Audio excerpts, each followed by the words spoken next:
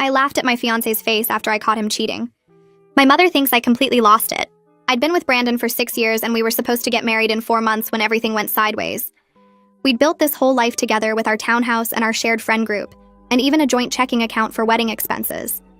I worked at a marketing firm downtown, and Brandon was a personal trainer at a high-end gym, and honestly, we had it pretty good. My mom absolutely loved Brandon and kept calling him her future son, and telling everyone how lucky I was to have found someone so committed and stable. She'd already bought her mother of the bride dress and would send me wedding planning articles every single day. Brandon was always super attentive, picking me up from work when it rained, making my protein shakes every morning, and constantly posting about how he couldn't wait to marry me. Then 3 weeks ago, I came home early from a canceled client meeting and found Brandon in our bed with Megan from my office.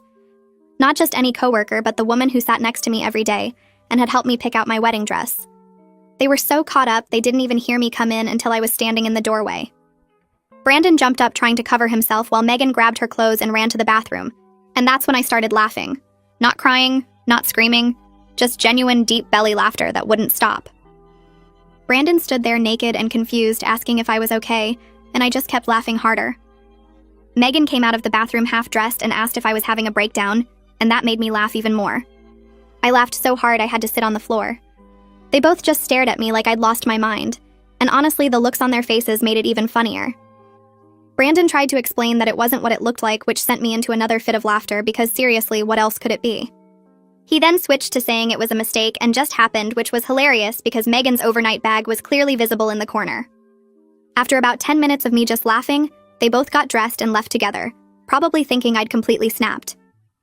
My mom called an hour later because Brandon had contacted her saying I'd had some kind of mental break and needed help. She rushed over and found me calmly packing Brandon's stuff into boxes while eating takeout.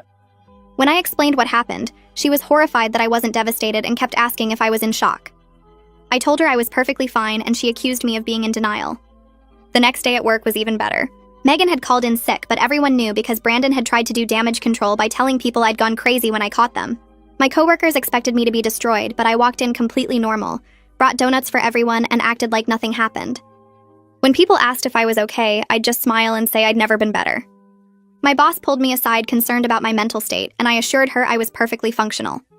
The real kicker was when Brandon kept texting, asking when we could talk about fixing things. He actually thought we were still getting married. I responded with laughing emojis and nothing else. He showed up at my office begging to discuss our relationship, and I just laughed in his face again. Security had to escort him out while I waved goodbye, still giggling. My mom staged an intervention with my sisters saying I needed therapy because I was clearly having a psychological crisis. They sat me down and said it wasn't normal to react this way to betrayal. That's when I finally explained why I'd been laughing. See, what Brandon didn't know was that I'd been having doubts for months. He was controlling about what I ate, constantly criticizing my friends, and had been pressuring me to quit my job after the wedding to support his fitness influencer dreams. I'd been stressed about how to call off the wedding without devastating my mom, who'd been planning this since I was 12. Then I found out something else Brandon didn't know. Requested Reds is on Spotify now. Check out link in the description or comments. I pulled out my phone and opened the banking app, turning the screen toward my mom and sisters. The joint wedding account showed a balance of $3,000 when it should have been $18,000. I scrolled through the transactions showing regular withdrawals over the past 4 months, each one labeled as equipment purchases or supplement orders. My mom's face went from confused to shocked as she leaned closer to read the dates and amounts. Alicia grabbed the phone from my hand and started swiping through the statements, her jaw getting tighter with each transaction. Joanne looked over her shoulder and actually gasped when she saw how much money was gone. Brandon had taken $15,000 without telling me, spending it on ring lights and protein powder and camera equipment for his social media accounts that barely had any followers. My mom sat back in her chair looking like someone had punched her in the stomach. Alicia started pacing around the living room asking why I hadn't noticed sooner, and I explained that Brandon handled most of the wedding account deposits since he insisted on being involved in every financial decision. He'd convinced me it showed we were a team, and that couples who managed money together stayed together. The irony of that statement while he was secretly draining our savings made me want to laugh again. Joanne asked if the vendors knew we couldn't pay them, and I told her I'd been calling everyone that morning to explain the situation. The florist had been understanding but needed at least half the deposit to hold our date, which we obviously didn't have anymore. The venue coordinator had been less sympathetic and threatened to keep the entire deposit if we canceled. My mom finally spoke up asking if this was really happening, if her perfect future son actually stole from his own wedding fund. I showed her the receipt I'd found in Brandon's gym bag for a $4,000 camera setup purchased 2 weeks before I caught him cheating. Alicia stopped pacing and announced she was calling her lawyer friend to see what legal options I had for getting the money back. She grabbed her own phone and stepped into the kitchen, already dialing before anyone could respond. Joanne pulled out a notebook and started writing down all the vendors I'd mentioned, asking for their contact information so she could help negotiate payment plans. My mom just sat there staring at the bank statements on my phone, scrolling up and down through the transactions like she couldn't believe what she was seeing. I could see her mentally replaying every conversation she'd had with Brandon about wedding planning, probably wondering how she missed all the signs. Alicia came back from the kitchen saying her lawyer friend wanted copies of everything, and that I definitely had grounds for some kind of legal action. She started taking screenshots of the bank statements and asking me to forward her any emails or texts where Brandon mentioned the wedding account. Joanne called the florist first and explained that my fiancé had stolen the wedding money, which made the florist suddenly much more sympathetic and willing to work with just my portion of the deposit. My mom looked up from the phone and said she'd noticed Brandon seemed stressed about money lately, but assumed it was normal wedding jitters. She admitted he'd asked her for a loan last month, claiming it was for a surprise honeymoon upgrade, and she'd given him $2,000 without telling me. The room went completely silent as we all processed that information. Alicia asked if Mom had gotten that money back, and she shook her head, looking embarrassed. Joanne stopped mid-dial on her phone call and asked how Mom could have given Brandon money without checking with me first. I walked into work the next morning and went straight to the HR office before I could even drop my bag at my desk. Kaya was already there organizing files and looked surprised to see me so early. I closed the door behind me and explained the entire situation with Megan and Brandon, keeping my voice steady even though my hands were shaking slightly. Kaya listened without interrupting, taking notes on her computer and occasionally nodding. She asked if I felt comfortable continuing to work directly next to Megan, and I said absolutely not, that seeing her every day would make it impossible to focus on my job. Kaya pulled up some kind of organizational chart on her screen and started looking at different team configurations. She mentioned that the satellite office across town needed someone with Megan's skills and that a transfer could happen within the week. I felt this huge weight lift off my shoulders, knowing I wouldn't have to sit next to her anymore. Kaya asked if Brandon had been coming to the office, and I told her about security escorting him out 2 days ago. She made another note and said she'd alert building security to not allow him access anymore. The whole meeting took maybe 20 minutes, and Kaya was so professional and efficient that I almost cried from relief. She walked me to my desk and quietly mentioned that several coworkers had expressed concern about the situation, which meant people were being supportive rather than gossipy. I thanked her and sat down at my computer, noticing that Megan's desk next to mine was completely empty. Kaya must have had her clean it out yesterday because there wasn't a single personal item left. Brandon showed up at the townhouse that evening with both his parents, his mom carrying empty boxes and his dad looking extremely uncomfortable. I opened the door before they could knock and stood in the doorway blocking their entrance. Brandon immediately started talking about how we needed to discuss this rationally and that I was overreacting to a simple mistake. His mom tried to push past me, saying they just wanted to collect his belongings peacefully. I held up the folder of printed bank statements I'd prepared specifically for this moment and handed it to Brandon without saying anything. He opened it and his face went completely white as he flipped through the pages. His dad leaned over to see what had caused that reaction and grabbed the folder from Brandon's hands. His mom kept asking what was wrong until his dad showed her the highlighted transactions totaling $15,000. She looked at the papers, then at Brandon, then back at the papers like she couldn't connect the two things together.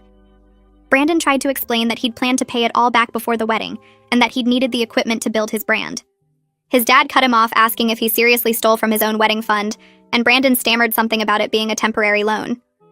His mom's expression shifted from defensive to absolutely horrified as she realized her son had been lying to everyone. She asked me how long I'd known about this, and I explained I'd discovered it the same day I caught him cheating. His dad looked like he wanted to disappear into the floor. Brandon tried to touch my arm and I stepped back, telling him not to come any closer.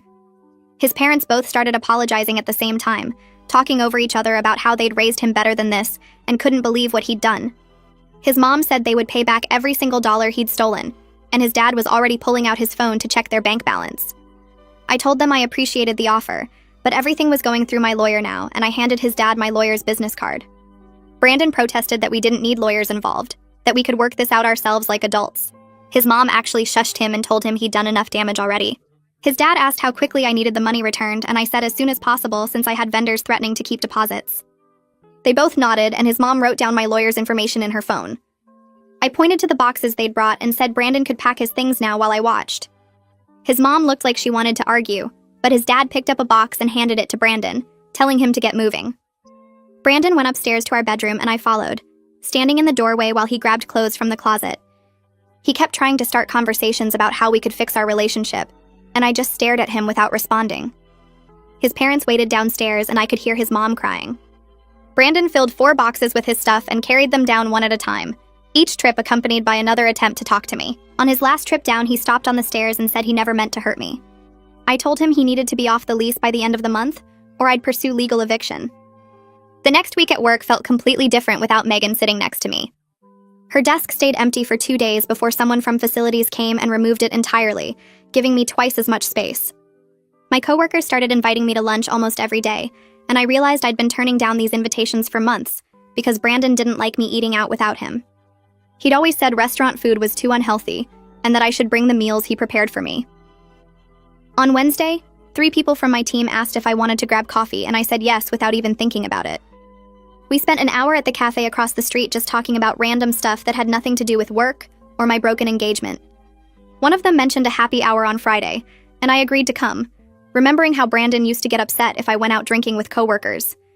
He'd text me constantly asking when I'd be home and making comments about my alcohol intake. On Thursday, I went to lunch with 2 women from accounting who I'd been friendly with before Brandon started monitoring my friendships. They asked how I was doing and seemed genuinely happy to see me more relaxed.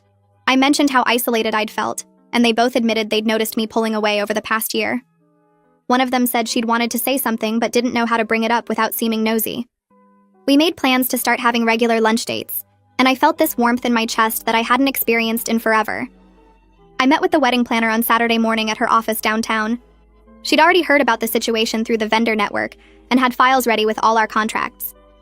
I expected to feel sad walking through the cancellation process, but instead I felt lighter with each form I signed.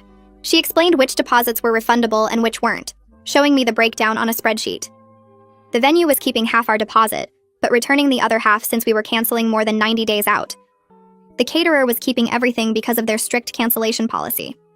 The florist agreed to return 60% after Joanne's phone call explaining the theft situation. The photographer was the most understanding and offered to return the full deposit minus a small processing fee. When everything was calculated, I'd get back about 40% of what I'd personally contributed. The wedding planner mentioned that combined with the repayment from Brandon's parents, I'd actually come out okay financially. She asked if I was doing all right emotionally, and I told her honestly that I felt relieved more than anything. She smiled and said she'd seen plenty of weddings that should have been canceled, and she was glad I'd figured it out before making a legal commitment. I signed the final cancellation forms and walked out of her office feeling free. My phone buzzed with a text from Brandon's mom saying they'd transferred the full $15,000 to my lawyer's account that morning. Holden called me into his office on Monday afternoon, and I walked in expecting some awkward conversation about my personal life affecting work. Instead, he closed the door and told me to sit down, pulling out a file folder with a major client's logo on it. He explained that they were expanding their account and needed someone to lead the new project team. The position would mean more responsibility, better pay, and direct client interaction. I stared at him confused about why he was telling me this, and he said he was offering me the position. I remembered Brandon pressuring me to turn down a similar opportunity 6 months ago, saying it would take too much time away from wedding planning and our future family. He'd convinced me that being ambitious was selfish when I should be focusing on building our life together.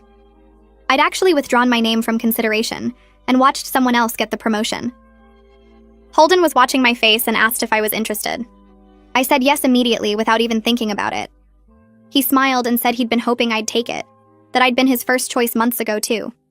I asked why he was offering it now, and he admitted he'd noticed me seeming more like myself lately.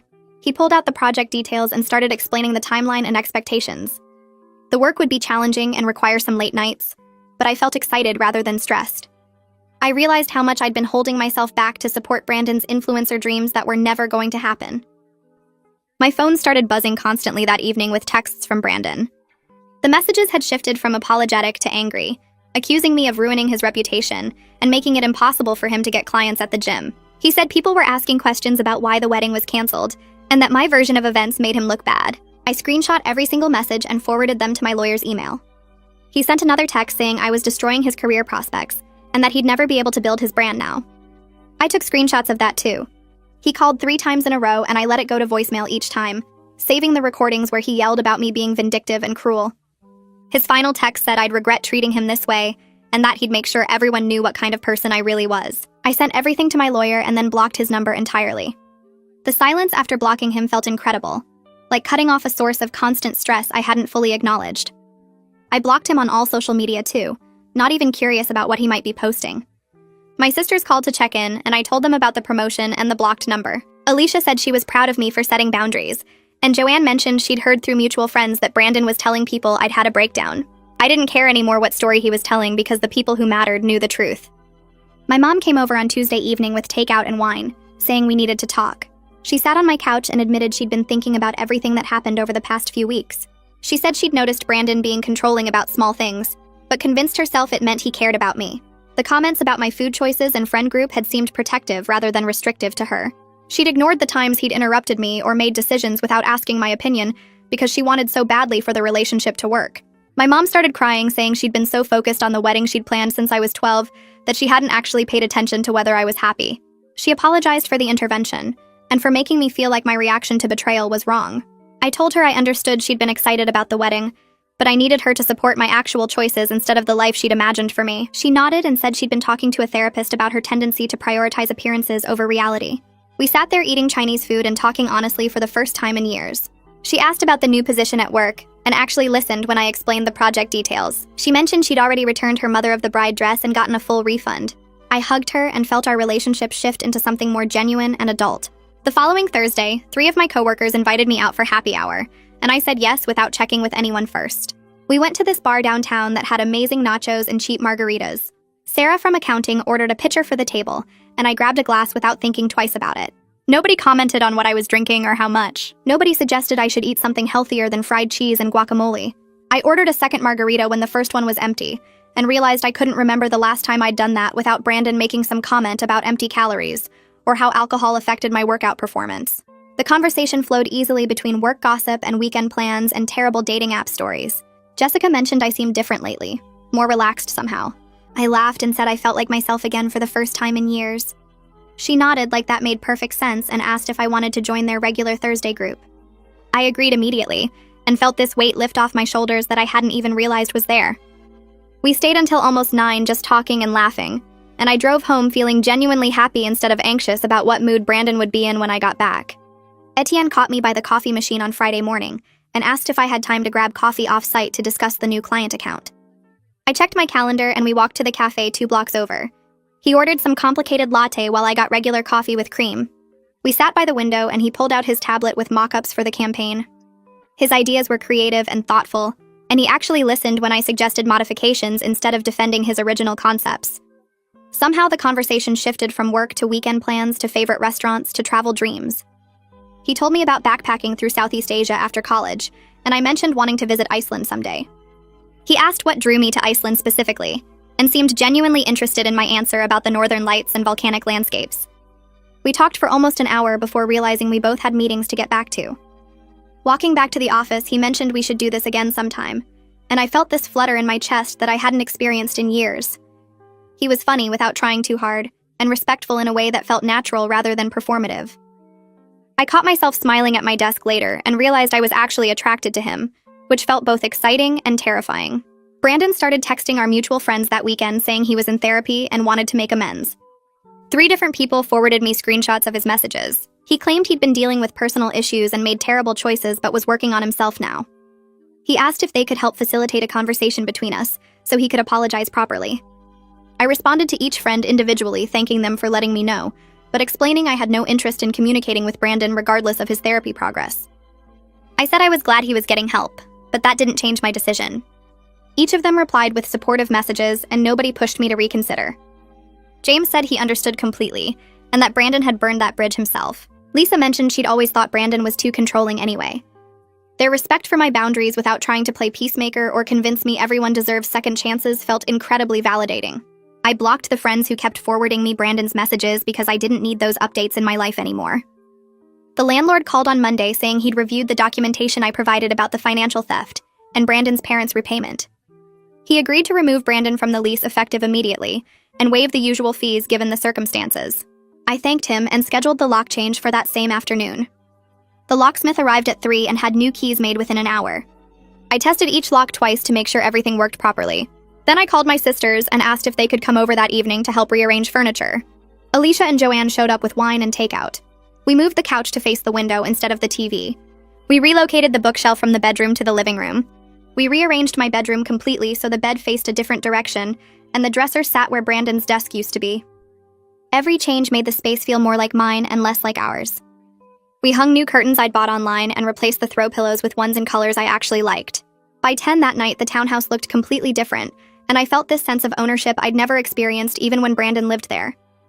My sisters left around 11, and I walked through each room appreciating how the space finally reflected my taste instead of compromises I'd made to keep the peace. Megan's email arrived Tuesday morning with the subject line, "I owe you an apology." I stared at it for several minutes before opening. The message was long and detailed about how she'd been feeling insecure in her own relationship and made terrible choices. She explained that Brandon had pursued her, and she'd been flattered by the attention. She admitted she knew it was wrong but convinced herself it didn't matter because I seemed happy anyway. She wrote that seeing my reaction made her realize how badly she'd betrayed both our friendship and professional relationship. She said she understood if I never forgave her, and that she'd requested the transfer herself because she couldn't face me every day. The apology seemed genuine, and I appreciated the honesty about her motivations. I read it 3 times trying to decide how I felt. Eventually, I closed the email without responding. Forgiving her didn't require reconciliation or even acknowledgement. I simply didn't want her in my life anymore, regardless of how sorry she felt. The anger I'd initially felt had faded into indifference. She'd made her choices, and now she had to live with the consequences. I archived the email and moved on with my day without giving it another thought. Etienne started joining me for lunch regularly after that first coffee meeting. We'd grab sandwiches from the deli downstairs and eat in the courtyard when weather permitted. The conversation stayed light and easy, ranging from work projects to favorite books to childhood memories. He knew about my broken engagement because office gossip travels fast, but he never pressed for details. He'd make it clear he found me interesting and attractive through small gestures like remembering my coffee order or sending me funny articles he thought I'd enjoy. I found myself looking forward to these lunches and feeling disappointed on days when meetings interfered. The attraction grew steadily, but I stayed cautious, aware that I'd just escaped one relationship and probably shouldn't jump into another immediately. He seemed to understand this without me having to explain it directly. One afternoon, he mentioned he'd wait as long as I needed because some people were worth the patience. I smiled and squeezed his hand across the table, grateful for the space he was giving me to figure out what I actually wanted. My mom called 3 weeks after our honest conversation to say she was planning something special. She showed up Saturday morning with my sisters and a trunk full of decorations. They'd organized a freedom party instead of the wedding I'd canceled. She'd invited close family and friends to celebrate my new beginning. The whole thing was admittedly cheesy, with a banner saying, "Here's to new chapters," and cupcakes decorated with little birds breaking free from cages. But it was also genuinely touching, because everyone there actually supported my happiness instead of mourning the wedding that didn't happen. My aunts brought champagne, and my cousins made a playlist of empowering breakup songs. We spent the evening laughing and dancing and sharing stories about dodging relationship bullets. Several people mentioned they'd had concerns about Brandon, but hadn't known how to voice them. My mom gave a short speech about supporting the lives our children actually want, rather than the ones we imagine for them. I hugged her afterward with tears in my eyes, grateful she'd finally heard me. The party lasted until almost midnight, and I went to bed exhausted but genuinely content. 3 months after catching Brandon with Megan, I was genuinely thriving at work. The new client account had exceeded every projection we'd set. The campaign I'd developed with Etienne's creative team had gone viral in exactly the way we'd hoped. Our client was so pleased they'd already signed on for an extended contract. Holden called me into his office on a Wednesday afternoon, and I assumed it was just another project check-in. Instead, he closed the door and mentioned that a senior marketing director position was opening up next quarter. He said he'd been impressed with my work on the account and wanted to know if I'd be interested in applying. I felt this surge of excitement and immediately said yes. He smiled and pulled out the job description to walk me through the responsibilities and expectations. The role would mean more autonomy, a significant raise, and the chance to lead my own team. I realized that Brandon's plan for me to quit after the wedding would have completely derailed a career I actually loved. Walking back to my desk, I felt grateful for every choice I'd made since that afternoon I'd come home early and found them together. I ran into Brandon at the coffee shop near my office the following week. He was standing in line ahead of me, looking exhausted and defeated. His gym clothes were worn, and he'd lost the polished appearance he used to maintain so carefully. He turned and saw me, and his face went through several emotions before settling on something like shame. He stepped out of line and asked if we could talk for a minute. I glanced at my watch but agreed to 5 minutes. We sat at a corner table, and he explained that his influencer career never took off because brands didn't want to work with someone involved in a cheating scandal. He was working double shifts at the gym trying to pay his parents back the money he'd stolen. He looked genuinely miserable, and part of me felt sorry for him. But mostly, I just felt grateful that I'd escaped before legally binding myself to his poor decisions and lack of integrity. He asked if there was any chance we could try again, and I actually laughed. Not cruelly, but with genuine amusement at the absurdity. I told him I hoped he figured his life out, but I'd moved on completely. I grabbed my coffee and left him sitting there looking smaller than I'd ever seen him. Etienne asked me to dinner that Friday, making it explicitly clear this was a date at an actual restaurant rather than our usual colleague lunches. I said yes without hesitation, feeling excited rather than anxious about the prospect. We went to this Italian place downtown with amazing pasta and wine. The conversation flowed even more easily than usual now that we'd dropped the pretense of this being purely professional friendship. He told me about his family and his dreams of eventually starting his own creative agency. I shared stories about my sisters and my plans for the promotion I was pursuing. He reached across the table and took my hand, asking if this was okay. I nodded and squeezed back, realizing I was finally ready to explore something new with someone who respected rather than controlled me. He walked me to my car afterward and asked permission before kissing me goodnight. The kiss was gentle and respectful, and everything felt right in a way it never had with Brandon. Driving home, I caught myself smiling and felt genuinely optimistic about my future for the first time in years. My sisters came over for brunch the following Sunday, and we ended up talking for 3 hours at my kitchen table. Alicia poured more coffee and mentioned she'd been wanting to have this conversation for months. She explained that she and Joanne had noticed Brandon's controlling behavior getting worse over the past year, but didn't know how to bring it up without seeming like they were trying to sabotage my relationship. Joanne added that she'd watched me become quieter and more withdrawn at family gatherings, always checking my phone to see if Brandon had texted about what time I'd be home. They'd discussed it between themselves multiple times, but worried that saying something would damage our relationship if I wasn't ready to hear it. I felt this wave of relief knowing they'd seen what I'd been trying to ignore for so long. We made a pact right there to be honest with each other even when it felt uncomfortable, promising to speak up if we ever noticed concerning patterns in each other's relationships or lives. The conversation shifted to lighter topics, and we spent the rest of the morning laughing about childhood memories and making plans for a sister's trip next summer. Walking them to the door afterward, I felt closer to them than I had in years. Brandon's parents' final check arrived in the mail on Tuesday with a handwritten note attached. His mother had written that they were deeply ashamed of their son's behavior and grateful I'd handled everything with such grace and maturity. The check covered the last of the stolen money plus an additional $2,000 as interest and apology. I deposited it that afternoon and immediately opened my laptop to research the Iceland vacation I'd been dreaming about since college. Brandon had always dismissed the idea as too expensive and impractical, insisting we should save for a down payment on a bigger house instead. I booked a week-long trip for late spring with hiking tours and northern lights viewing, and felt this incredible rush of excitement about doing something purely for myself. The travel agent confirmed everything over email, and I printed out the itinerary to stick on my fridge as a daily reminder that my life was finally my own again. 4 months after finding Brandon and Megan in my bed, Etienne and I made things official over dinner at his apartment. He'd cooked this amazing French meal his grandmother had taught him, and we spent the evening talking about what we wanted from a relationship. The difference between him and Brandon felt overwhelming in the best way possible. Etienne asked about my career goals and seemed genuinely excited when I mentioned wanting to eventually start my own consulting firm. He shared his dreams of opening a creative agency, and we brainstormed ways we could support each other's ambitions, without either of us having to shrink our plans. He never once suggested I should change my appearance or eating habits or friend group. When I mentioned feeling nervous about jumping into something new so soon after my engagement ended, he squeezed my hand and said we could move at whatever pace felt comfortable. I realized I'd never felt like I was accommodating someone else's ego or walking on eggshells around his moods. Everything felt balanced and respectful in a way I hadn't experienced before. Holden called me into his office the following Monday morning with this huge smile on his face. He closed the door and told me the senior marketing director position was mine if I wanted it, along with a 40% salary increase and my own team of 5 people. I actually had to sit down because the news felt so surreal after years of Brandon pressuring me to quit and support his influencer plans instead. My new role would start next month and include leading the strategy for our 3 biggest client accounts. Holden mentioned that my work on the recent campaign had impressed the executive team, and they'd specifically requested me for the promotion. I accepted immediately and floated back to my desk feeling like everything was finally falling into place. My team took me out for celebratory drinks after work, and I found myself surrounded by colleagues who'd become genuine friends now that I wasn't isolating myself to avoid Brandon's jealousy and criticism. They shared stories about how much happier I seemed over the past few months, and how my energy had completely shifted since the breakup. My mom stopped by my townhouse that Wednesday evening with takeout, and we ate on my couch while watching trashy reality TV. During a commercial break, she mentioned she'd started seeing a therapist to work on her own issues with control and appearances. She admitted that her obsession with my wedding had been more about fulfilling her own dreams than supporting what I actually wanted.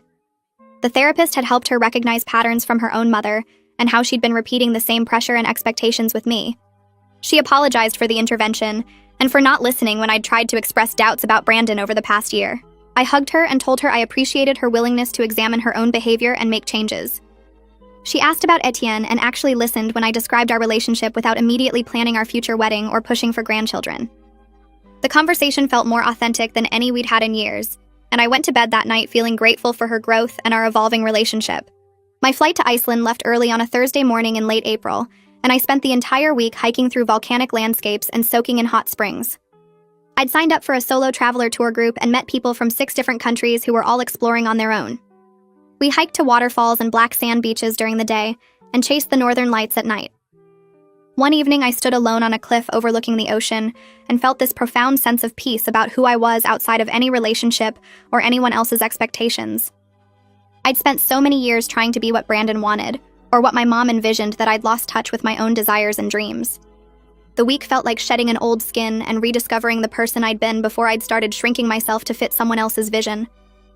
I returned home with hundreds of photos and this bone-deep confidence about my independence and future that I'd never experienced before.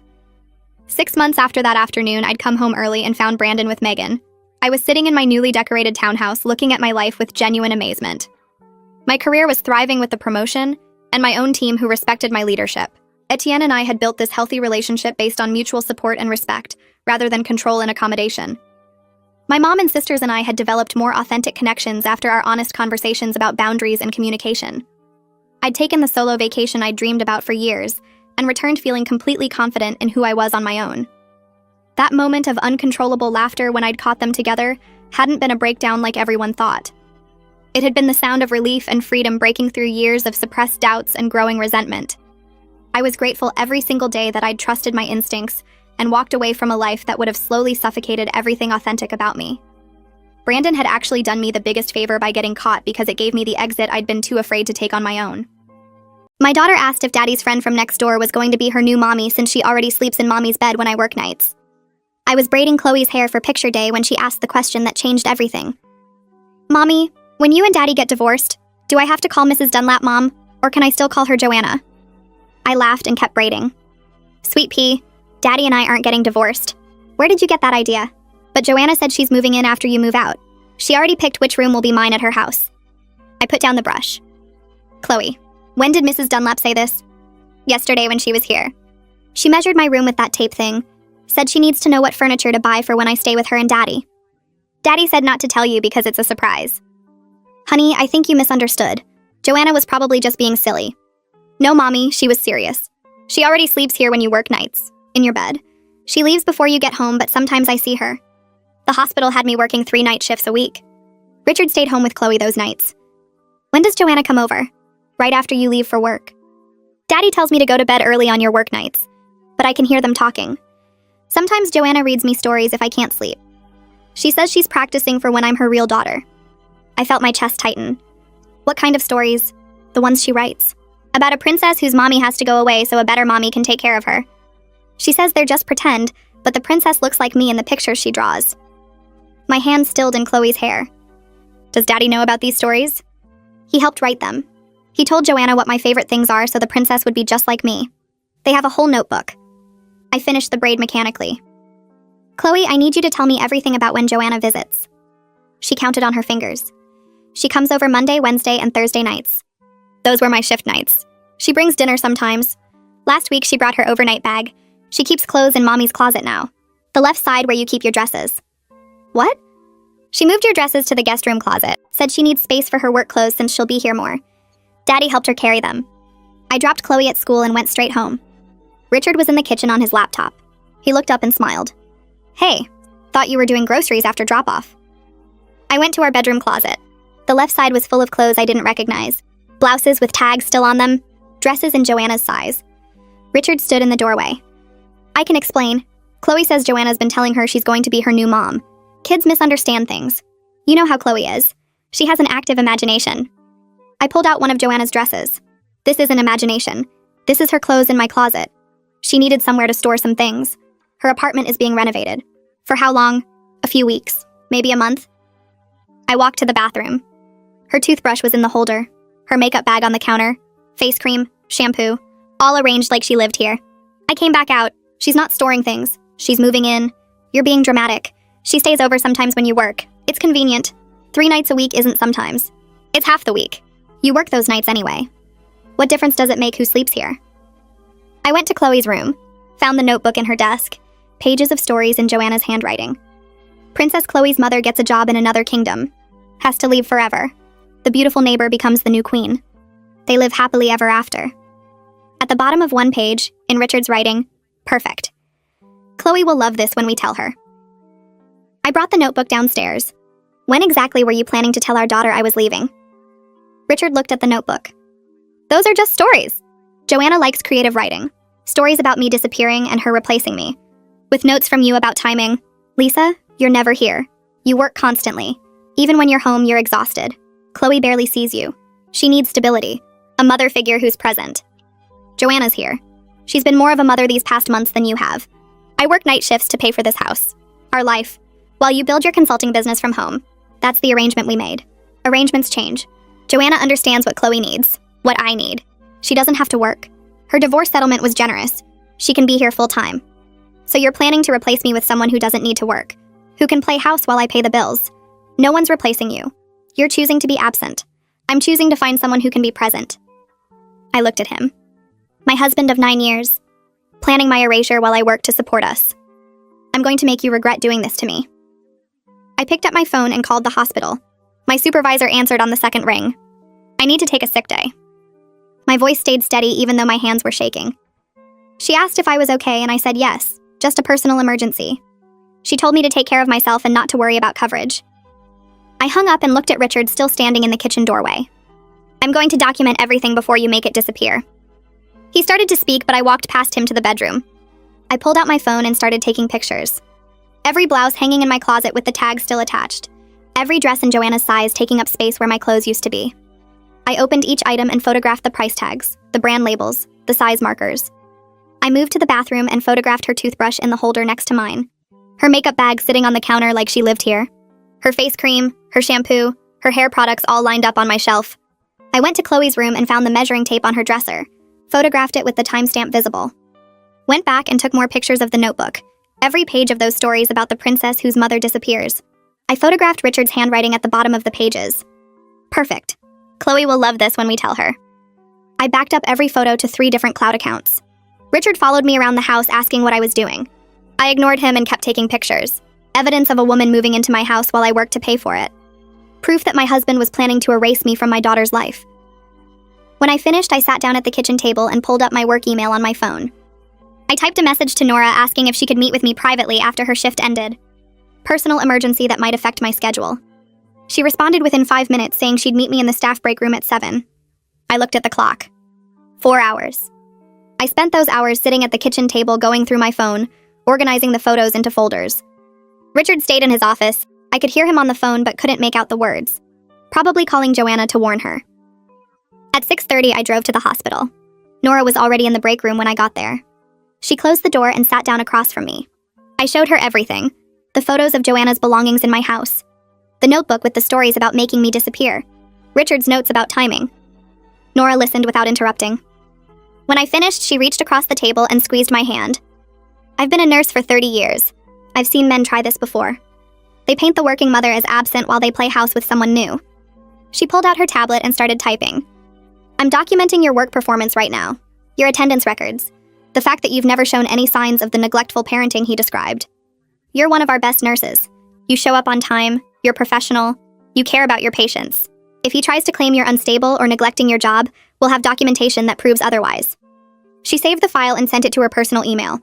This is off the record, but on the record if you need it. I thanked her and she hugged me before I left. I sat in my car in the hospital parking lot and pulled up my phone. Searched for divorce attorneys in my area. Found 3 that specialized in custody cases. The third one was Grace Schaefer. Her website showed case results where she'd won custody for parents whose ex-partners tried to erase them. Parental alienation cases. I read through her bio. 20 years of family law experience. Former child psychologist before law school. I called her office. The receptionist said they were closed, but I could leave a message. I started explaining and she interrupted me. Hold on. Let me see if Grace is still here. Music played for 30 seconds. Then a woman's voice came on the line. "This is Grace Schaefer. My receptionist said you have an emergency custody situation." I told her everything. The notebooks, Joanna's belongings in my house, Richard's plan to replace me, the stories they wrote together preparing my daughter for my disappearance. Grace listened and I could hear her typing. "Can you come to my office right now?" "I'll wait." I drove straight there. Her office was downtown in a building with other law firms. She met me in the lobby and took me back to her office, sat me down and pulled out a recorder. "I'm going to record everything you tell me. Then I need to see all the evidence on your phone." She recorded my entire story. 40 minutes of me explaining how I discovered my husband was planning to erase me from my daughter's life. When I finished, she had me email her all the photos. She pulled them up on her computer and went through each one. "This shows premeditation. He's been planning this for months. That's going to work against him in custody proceedings." Grace made notes on a legal pad while she talked.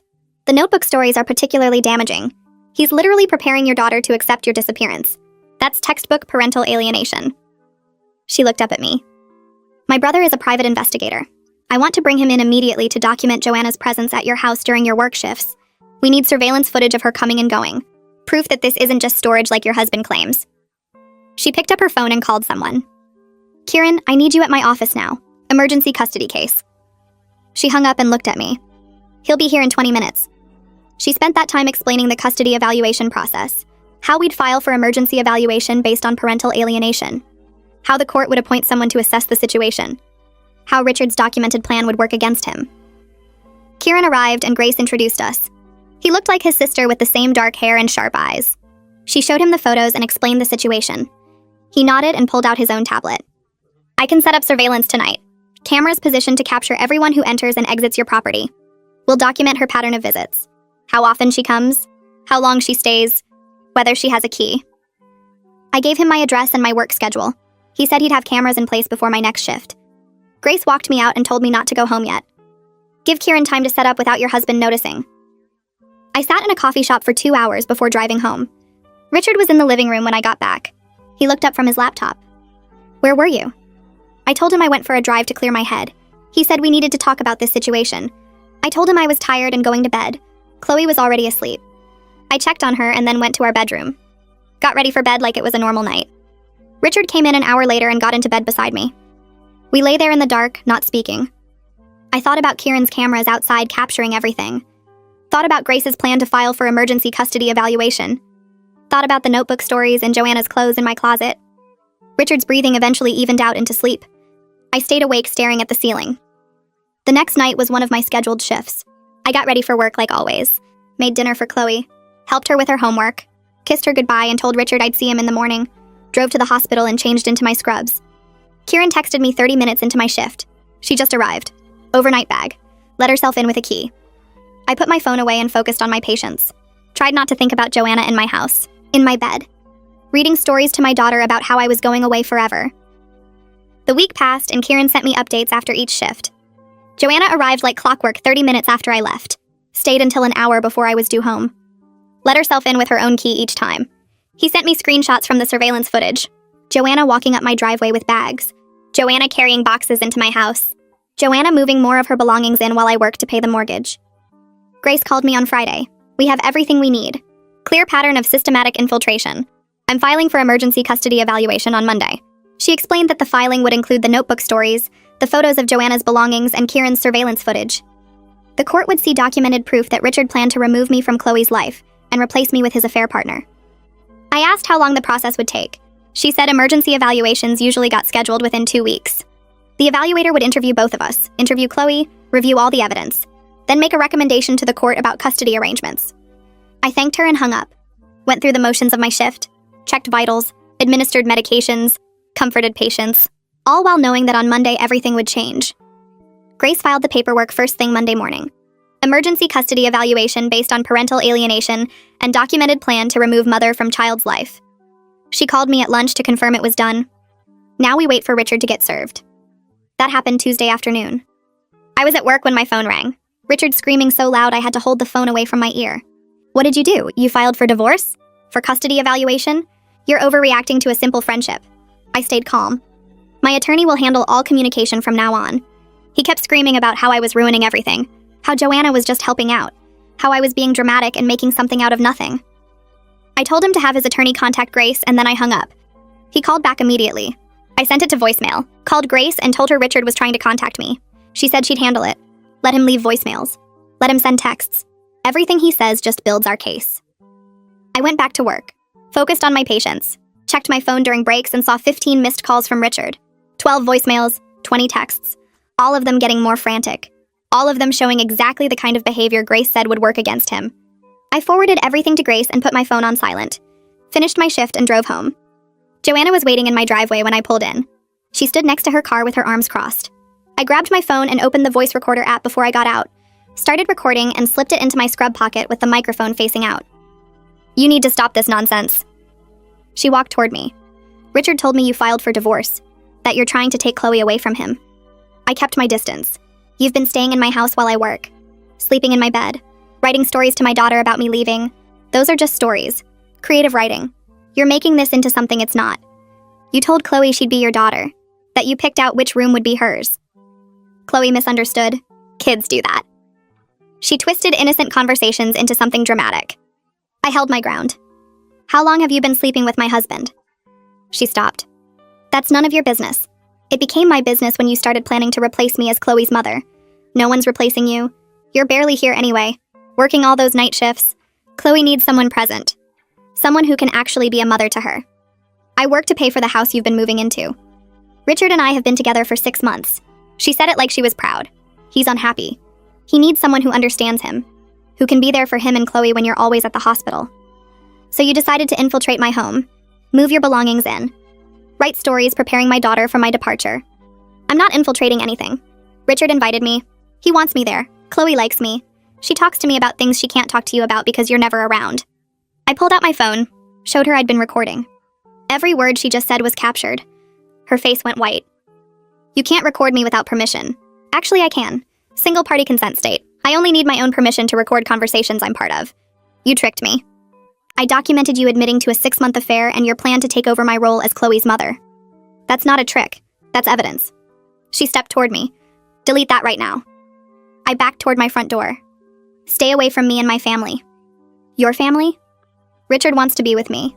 Chloe needs a real mother, not someone who works all the time and comes home too tired to care. I went inside and locked the door. Sent the recording to Grace immediately with a message about Joanna confronting me in my driveway. Grace called within 5 minutes. That recording is perfect. She's admitting everything. I'm filing for a restraining order today.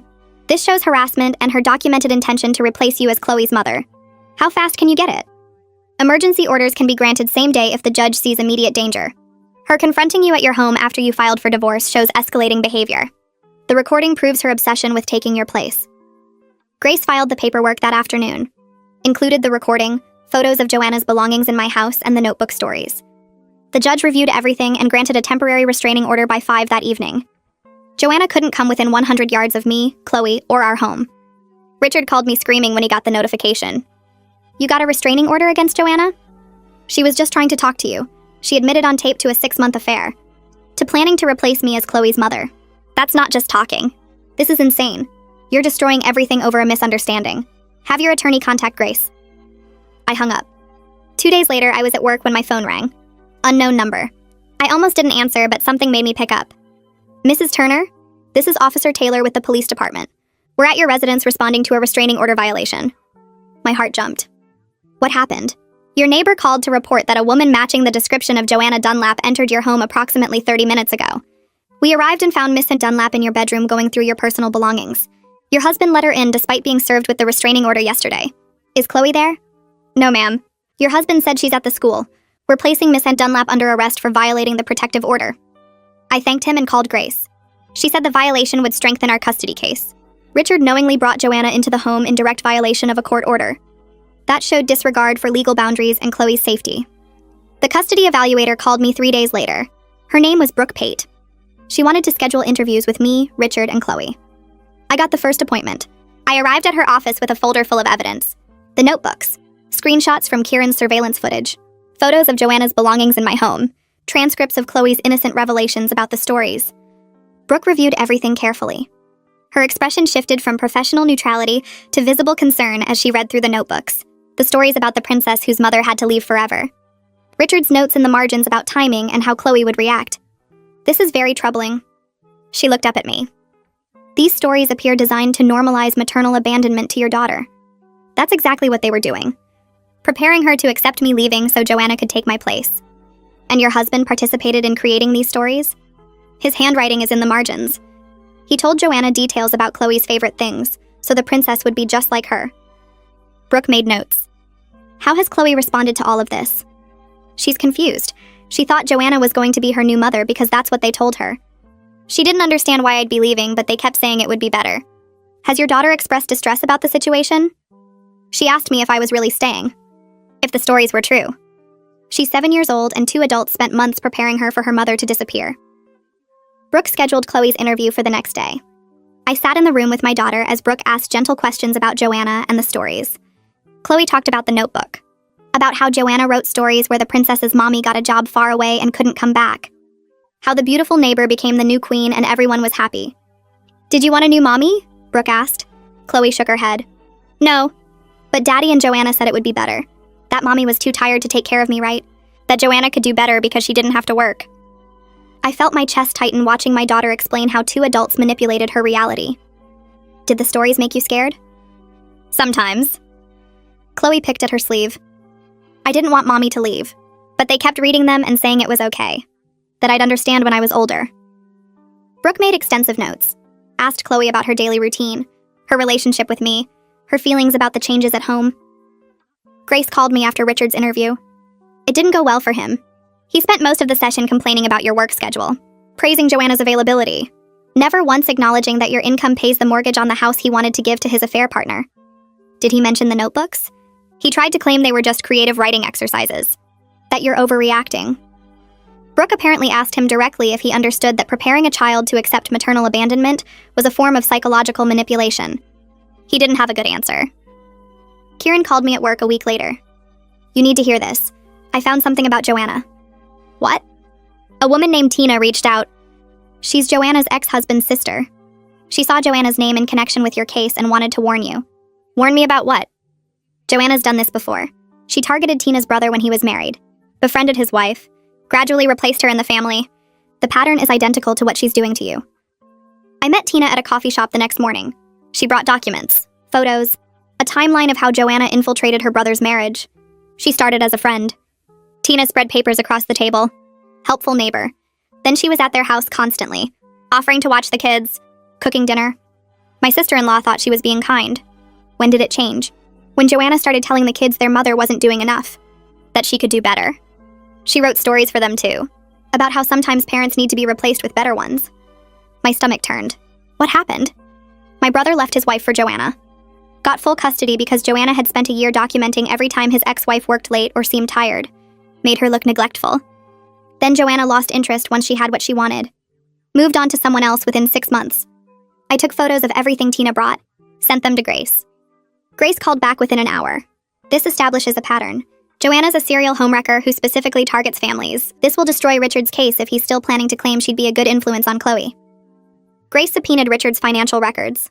Found an account I didn't know existed. He'd been transferring money from his consulting income into this hidden account for 8 months. The transfers started right around when the affair began. He's been planning this for a long time. Grace showed me the bank statements. Systematically hiding money while you paid the bills.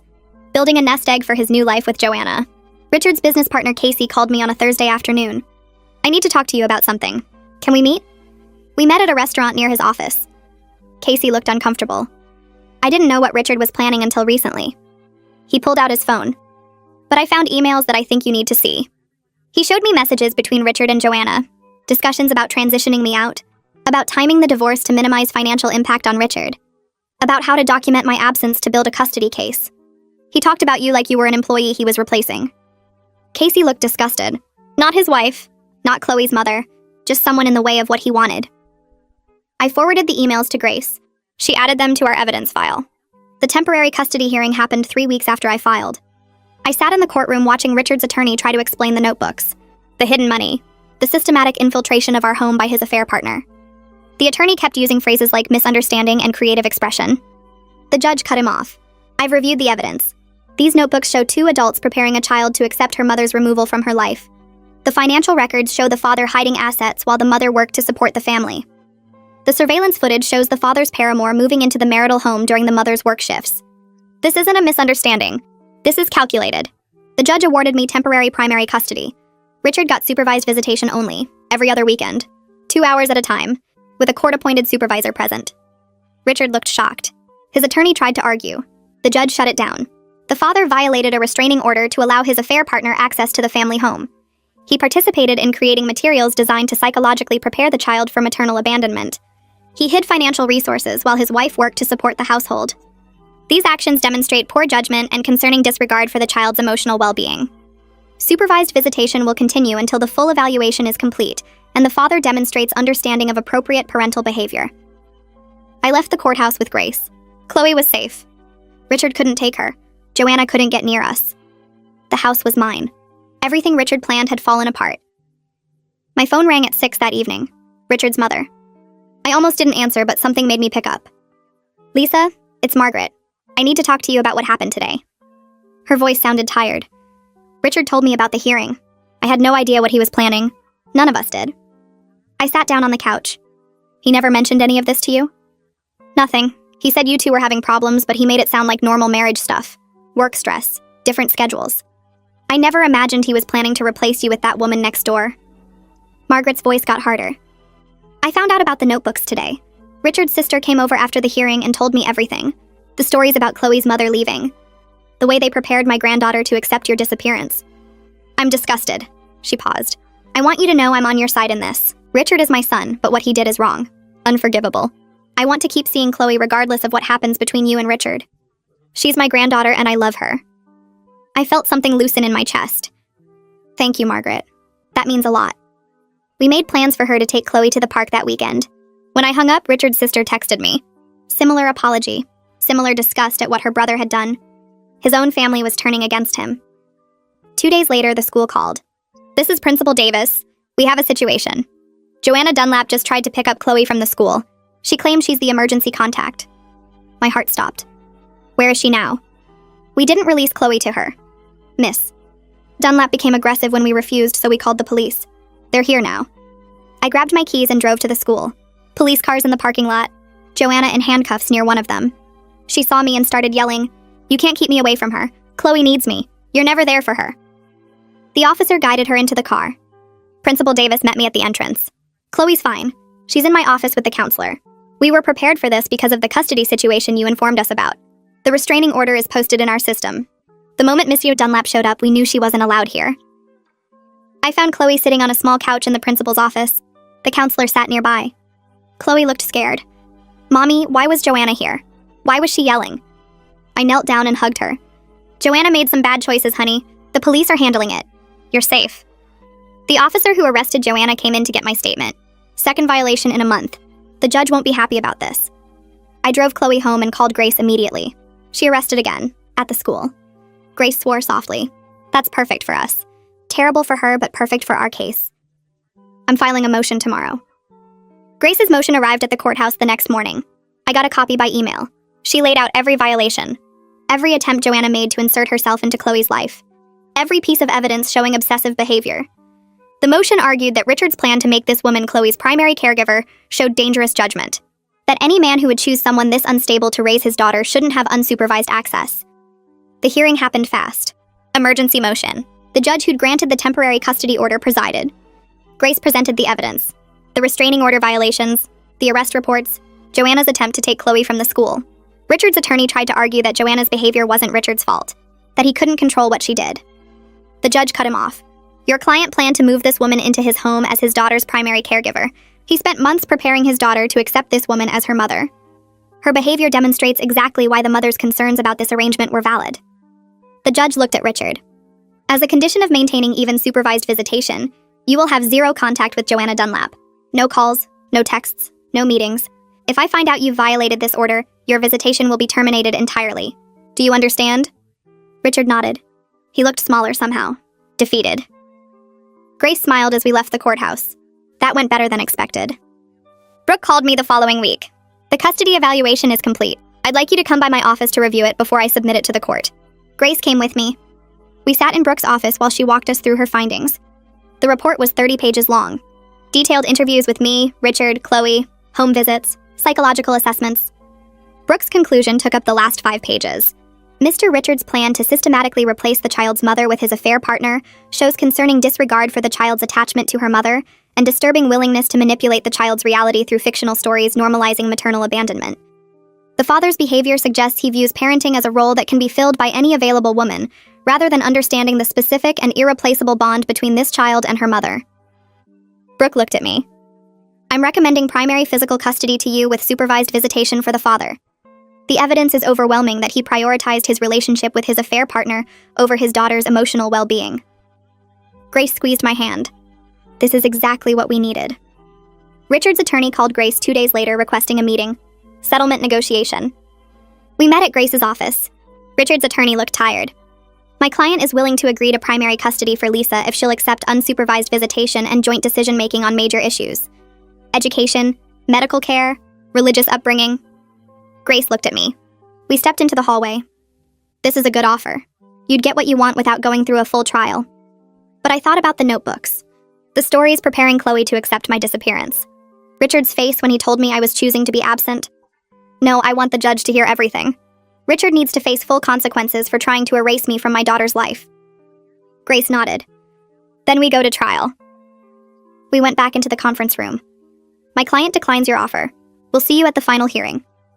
Richard's attorney packed up his briefcase without another word. The final hearing was scheduled for exactly 2 months after I first filed. The courthouse felt different this time. More permanent, more serious. I wore my best suit. Grace had prepared me for days. We'd practiced my testimony until I could recite it without crying. The judge entered and everyone stood. The same judge who'd handled the temporary custody hearing. She'd read everything, the notebooks, the financial records, Brooke's evaluation. Grace called me to the stand first. She walked me through discovering the plan, finding Joanna's clothes in my closet, her toiletries in my bathroom, the notebook in Chloe's room. Tell the court about the stories. I described them in detail. Princess Chloe's mother getting a job in another kingdom, having to leave forever, the beautiful neighbor becoming the new queen, Richard's handwriting at the bottom of one page saying, "Perfect, Chloe will love this when we tell her." And what was your reaction when you found these stories? I felt like my husband had been preparing our daughter to accept my death while I was still alive, like he was erasing me while I worked to support our family. The judge's expression got harder as I spoke. She took notes constantly. When did you first learn about Joanna staying in your home? When my daughter told me the morning I was braiding her hair for picture day. Chloe said Joanna already picked which room would be hers at Joanna's house. That Joanna measured her room to know what furniture to buy. I described coming home, finding the clothes, the toothbrush, the systematic infiltration of my home while I worked night shifts to pay our mortgage. Grace showed the surveillance footage Kieran had captured. Joanna arriving after I left for work, staying until just before I came home, letting herself in with her own key. The judge watched without expression, but her jaw was tight. Richard took the stand after lunch. His attorney tried to make the stories sound innocent. Creative writing, harmless fiction, just helping a friend with a project. The judge let him talk for maybe 5 minutes before she interrupted. Mr. Richard, did you plan to divorce your wife and move Joanna Dunlap into her role as your daughter's primary caregiver? Richard's attorney objected. The judge overruled. Answer the question, Mr. Richard. Richard opened his mouth, closed it, looked at his attorney, looked back at the judge. The silence stretched out. That silence said everything. The judge made another note. Let me rephrase. Did you participate in writing stories with Miss Dunlap that depicted your daughter's mother leaving permanently? Yes, but they were just stories. Did you allow Miss Dunlap to move her belongings into the marital home while your wife worked to support the family? She needed somewhere to store things temporarily. Did you hide income and accounts your wife didn't know about while planning to end your marriage? I was protecting my business assets. The judge held up her hand. That's enough. She looked at the courtroom. I've reviewed all the evidence in this case. The notebooks, the financial records, the surveillance footage, the custody evaluator's report. This is one of the most calculated attempts at parental replacement I've seen in my years on the bench. She looked directly at Richard. You spent months systematically preparing your daughter to accept her mother's removal from her life. You allowed your affair partner to infiltrate the family home. You hid financial resources while your wife worked to support the household. Your behavior shows profound disregard for your daughter's emotional well-being and disturbing willingness to manipulate a child's understanding of reality. The judge's ruling came immediately. No recess for deliberation. Primary physical custody is awarded to Lisa. Richard will have supervised visitation every other weekend. 2 hours per visit, with a court-appointed supervisor present. Child support will be calculated based on Richard's full income, including the previously hidden accounts. Richard is ordered to attend co-parenting classes focused on respecting the child's relationship with both parents. She paused and looked at Richard again. Any further attempts to interfere with the mother's relationship with the child will result in termination of parental rights. This court takes parental alienation seriously, and your behavior constitutes a clear attempt to alienate this child from her mother. Richard's face went white. His attorney put a hand on his shoulder, but Richard shook it off. Grace and I left the courthouse together. You did it. Full custody, child support, supervised visitation, everything you wanted. I felt lighter than I had in months. Chloe was safe. Richard couldn't take her. The house was mine. The divorce proceedings moved faster after the custody ruling. Grace negotiated from a position of strength. I keep the house since my income pays the mortgage and Chloe needs stability. Richard has to buy out my share of his consulting business. The hidden accounts get split 50-50. Richard's attorney barely fought any of it. His client had no leverage left. The judge had made it clear what she thought of Richard's behavior. Fighting would only make things worse. We finalized everything in 6 weeks. The house deed transferred to my name alone. Richard's business buyout payment hit my account. The hidden money he'd been stashing for his new life with Joanna got divided. Grace called when the final papers were signed. You're officially divorced, and you got everything. The house, primary custody, child support, full financial settlement. I hung up and looked around my living room, legally mine. No more Richard, no more Joanna, just me and Chloe building our life. Joanna's sentencing hearing happened a week later. Grace went with me even though I wasn't testifying. The prosecutor had enough evidence without my testimony. 2 restraining order violations, 1 arrest at my home, 1 arrest at Chloe's school. The prosecutor laid out a pattern of obsessive behavior, attempts to insert herself into a child's life, refusal to respect court orders. The judge looked through the file. Miss Dunlap, you've been arrested twice in 1 month for violating a restraining order. You attempted to remove a child from the school without authorization. You entered a home you were explicitly ordered to stay away from. Your behavior demonstrates an obsession that warrants serious consequences. 6 months in county jail. No early release. No contact with the family after release. Joanna started crying. Her attorney tried to argue. The judge wasn't interested. This sentence reflects the seriousness of your actions and the need to protect this family from further harassment. Joanna got led away in handcuffs. Grace and I walked out into the sunshine. 6 months. She'll be gone while you and Chloe rebuild. I felt relief wash over me. No more looking over my shoulder. No more worrying about Joanna showing up. 6 months of peace to help Chloe heal. I found a therapist for Chloe the week after Joanna's sentencing. Dr. Miller specialized in helping kids recover from parental alienation. Her office had toys and books scattered around, making it feel safe instead of clinical. I sat in the waiting room during that first session, flipping through magazines without reading them. When Dr. Miller brought Chloe out 45 minutes later, my daughter looked lighter somehow.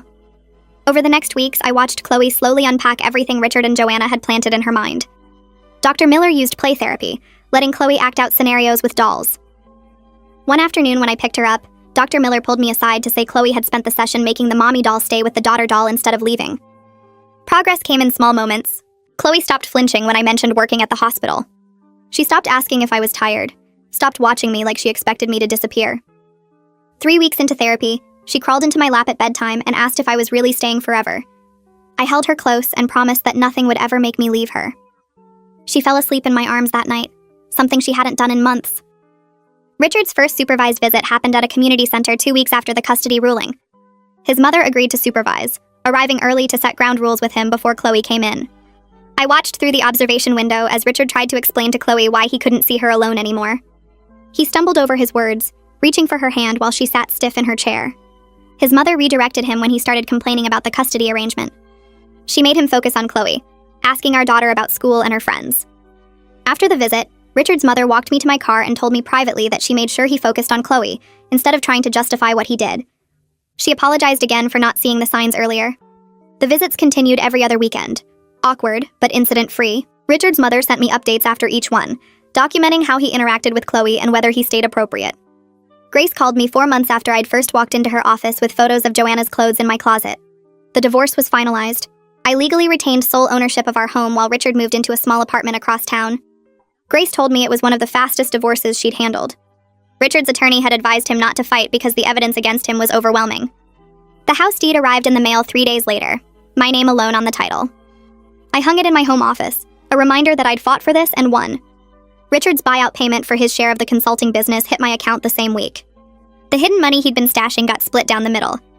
I put half in Chloe's college fund and used the rest to refinish the hardwood floors he'd always refused to fix. I met with Nora in her office at the hospital to discuss my schedule. I needed to reduce my night shifts to just 2 per week, picking up day shifts instead. I wanted to be home more in the evenings as Chloe adjusted to our new reality.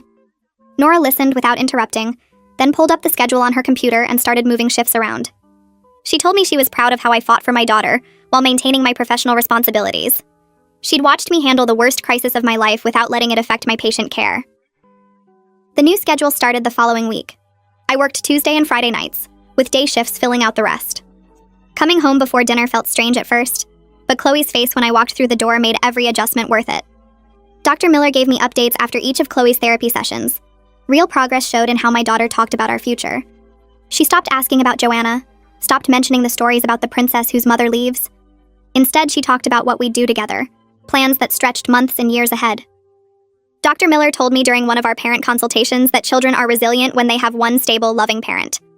Chloe clearly had that in me. The notebook full of stories stayed locked in my safe, evidence I hoped never to need again, but refused to destroy. Chloe drew her own stories now, pictures of the two of us doing ordinary things like grocery shopping and watching movies.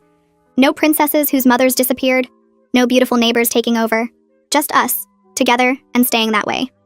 Casey dissolved his partnership with Richard 6 weeks after the custody hearing. He called me to explain, saying he couldn't be associated with someone who tried to replace his wife like an employee. The business they'd built together split down the middle, leaving Richard scrambling to maintain clients on his own. I felt grim satisfaction knowing that Richard's plan to have Joanna support him while he pushed me out had collapsed. He was alone now, struggling financially in his small apartment, paying child support from a business that barely survived without Casey's connections. His consulting income dropped by half according to the financial disclosures his attorney had to provide. The man who'd dismissed my nursing salary as making me absent now depended on that same salary through child support to keep himself housed.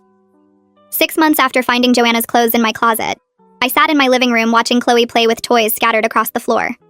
My living room, legally and fully mine.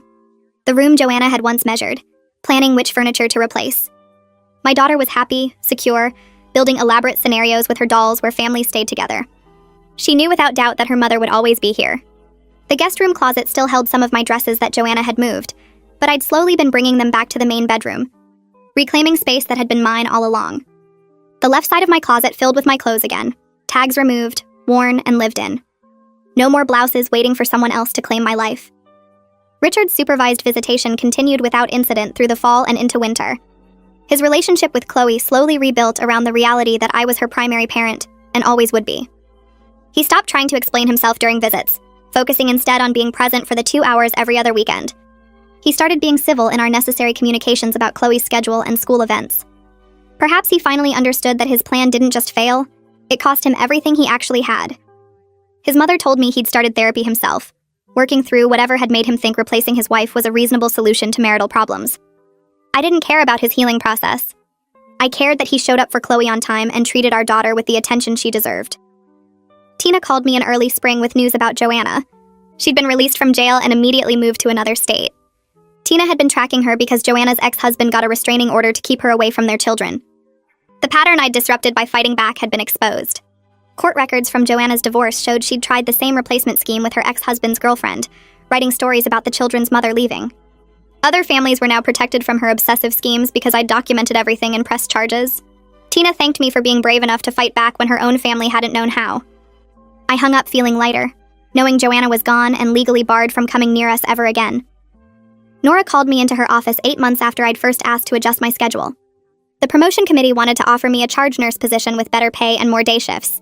Nora told me the committee was impressed by my grace under pressure during my personal crisis. They'd reviewed my performance records and found I'd maintained excellent patient care scores even while dealing with divorce and custody proceedings. My professional competence that Richard had dismissed as absence was now recognized and rewarded. The promotion came with a significant raise and a schedule that had me home every evening by 6. I accepted immediately, thinking about how I'd use the extra money to take Chloe on a real vacation, somewhere she'd never been, making new memories that had nothing to do with Richard or Joanna or notebooks full of lies. The parent conference happened 2 weeks later on a Tuesday afternoon. I sat across from Mrs. Henderson at one of those tiny desks meant for kids, my knees bumping the underside while she pulled out a folder with Chloe's name on it. She smiled before she even opened it. "Your daughter is doing wonderfully this year. She's engaged, participates in class discussions, and her reading comprehension has improved significantly." I felt myself relax slightly, grateful for good news after so many months of fighting. Mrs. Henderson flipped through some papers. "But what I really wanted to tell you is how much Chloe talks about you." She beamed. Every time we have sharing time, she mentions that her mom is a nurse who helps people. Last week during our community helpers unit, she brought in a picture of you in your scrubs and told the whole class about how you take care of sick patients at night. I felt my throat tighten. She talks about me all the time. Mrs. Henderson leaned forward. She's clearly so proud of you. When we read stories about families, she always wants to share something about what you do together. Baking cookies, reading before bed, your weekend trips to the park. She feels very secure and loved. I thought about Richard's words during our confrontation. His claims that Chloe barely saw me, that my work schedule was damaging her, that she needed a more present mother figure. All of it had been lies designed to justify what he wanted to do. Mrs. Henderson closed the folder. I've been teaching for 15 years and I can tell when a child feels neglected or insecure. Chloe is neither of those things. Whatever you're doing, it's working. I thanked her and left the school with something loosening in my chest. Richard's guilt had made him project his own failures onto me, twisting reality to excuse his betrayal. Richard's mother started coming by every Saturday morning 3 weeks after that conference. She'd knock on the door at 10, always bringing something for Chloe. Books, art supplies, her homemade cookies that my daughter loved. I'm so sorry I didn't see what he was planning. She said it the first time and kept saying it every visit. I should have known something was wrong. I told her she couldn't have known, that Richard had hidden it well. But she shook her head. I raised him better than that. What he did to you, trying to replace you like you were nothing. She took Chloe to the Children's Museum one Saturday, then to the aquarium the next. My daughter came home happy and tired, telling me about the sharks they saw and the paintings they made together. Richard's mother always returned her right on time and stayed for a few minutes at the door. You're a wonderful mother. She'd say it while Chloe ran inside to put away her things. I'm grateful you fought to keep her from being manipulated. She told me about calling Richard after the custody hearing, telling him he'd shamed the family and broken something that might never be fixed. He's my son and I love him, but what he did was unforgivable. She became a regular part of our lives, the grandmother Chloe needed, apologizing with actions instead of just words. 1 year after I found the notebook in Chloe's desk, I sat in my living room on a Saturday evening watching my daughter build a fort out of couch cushions. The house was quiet except for her humming while she worked. My promotion had been official for 4 months now, the pay increase making everything easier. I'd paid down the credit card debt from the divorce attorney fees and started saving for the vacation I'd promised Chloe. We were going to the beach in summer, just the two of us, making memories in a place Richard and his plans had never touched. The house was mine, legally and completely. Every mortgage payment I made erased another piece of his presence. The bedroom closet held only my clothes now, the left side filled with the dresses Joanna had moved to make room for herself. I'd thrown out her toothbrush and makeup months ago, scrubbed away every trace of her attempted takeover. Chloe thrived here in ways I'd worried might be impossible after everything she'd been exposed to. Her therapy sessions had dropped to once a month, her therapist saying she showed remarkable resilience. My daughter knew she was loved and safe, and that certainty had helped her heal faster than I'd hoped. I worked day shifts mostly now, home every evening by 6 to make dinner and help with homework. The work Richard had dismissed as absence had paid for this stability, this peace, this home where Chloe could build forts and hum without fear of someone trying to replace her mother. Chloe asked the question on a Wednesday night while I was making spaghetti. Why did Daddy try to bring Joanna into our family? She stood in the kitchen doorway holding her math homework, looking at me with those serious eyes that meant she'd been thinking about this for a while. I turned down the heat on the stove and sat at the table, patting the chair next to me. She climbed up and waited. Daddy made a mistake. I chose my words carefully, keeping them age-appropriate like her therapist had coached me. He hurt people because he wasn't thinking about how his choices would affect others. But he's learning to be better now. Is that why we don't live with him anymore? Chloe traced patterns on the table with her finger. Yes, sometimes when people make big mistakes, they need to live separately so everyone can heal and be safe. She nodded, accepting this with the straightforward logic of children who know they're loved. Do you still love him? No, sweet pea. But I don't hate him either. He's your daddy and he loves you, and that's what matters. She seemed satisfied with this and went back to her homework while I finished cooking. Later that night, I heard her talking to her stuffed animals during playtime, explaining to them that sometimes grown-ups make mistakes, but kids are still safe and loved. The resilience of children who have one stable parent never stopped amazing me. I started dating again in early spring, carefully and slowly like I'd promised myself. His name was Noah, a physical therapist I met at a hospital continuing education seminar. We went for coffee first, then dinner, then weekend hikes while Chloe stayed with Richard's mother. I told him about the divorce on our third date, the broad strokes without all the painful details.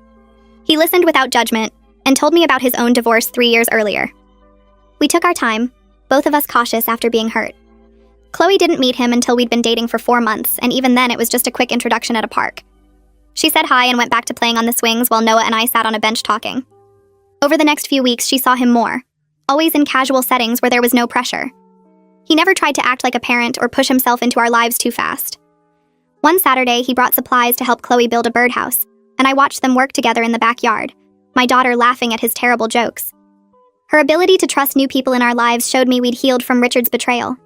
His attempt to replace me had only made our bond stronger, made Chloe more certain of who her real mother was and would always be. Richard completed his co-parenting classes in June, and his attorney filed a motion requesting unsupervised visitation. I called Brooke, Chloe's therapist, before responding. Is she ready? Brooke reviewed her notes from recent sessions. She's doing well, and she's expressed interest in spending more time with her father. I think supervised visits have served their purpose. She's secure enough now to handle unsupervised time. I agreed to the request, and the judge approved it at a brief hearing. Richard got Chloe every other weekend, Friday evening through Sunday afternoon. The first visit went smoothly according to Chloe, who came home talking about the movie they watched and the pancakes he made for breakfast. The second visit was equally uneventful. By the third month of unsupervised time, a new pattern had formed.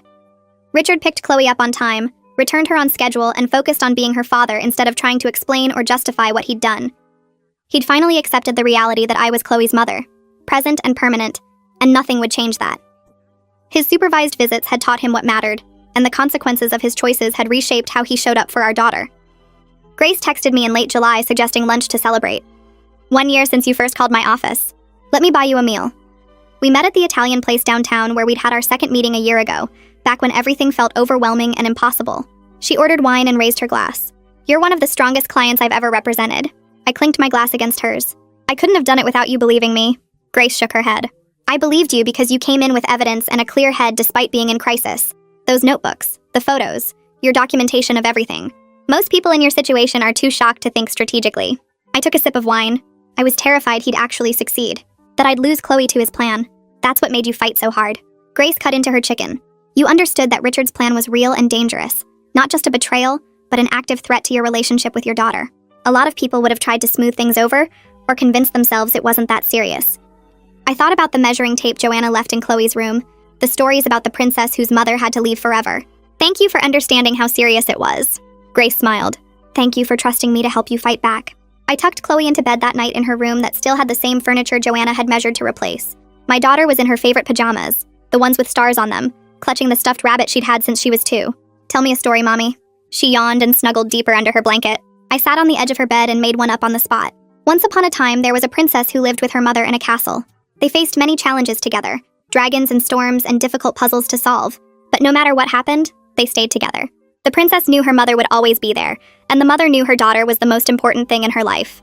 They had adventures and quiet days, and sometimes things were hard, but they never separated. They stayed together through everything, and that's how they knew they'd be okay. Chloe's eyes were already closing. Do they live happily ever after? They live together ever after. I kissed her forehead, which is even better.